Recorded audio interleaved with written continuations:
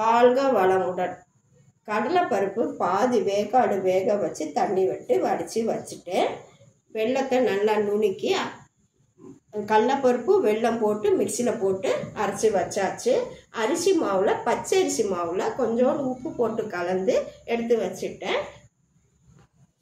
அப்புறம் இந்த மாதிரி தட்டி இந்த பூர்ண இதில் வச்சு இப்படி ப்ரெஷ் பண்ண வேண்டியதான். ப்ரெஷ் பண்ணி இது இட்லி கொப்பரையில் வச்சு இது வேக வைக்கணும். இப்போ இதில் கொஞ்சோண்டு நான் எள்ளு போட்டிருக்கேன். இப்போ இன்னொரு இதில் பாருங்கள், இதில் கொஞ்சோண்டு ஆயில் தடவி ஃபஸ்ட்டு வெள்ளை மாவு வச்சாச்சு. அரிசி மாவு உள்ளுக்கெல்லாம் பூரணம் வச்சுட்டேன். பூரணம் வச்சு இப்படி வச்சு ஆயில் வச்சு தடவி இப்படி எடுக்க வேண்டியதுதான். இது ஒரு டிசைன். சாப்பிடுவாங்க. இது வீட்டில் கொப்பரையில் வச்சாச்சு.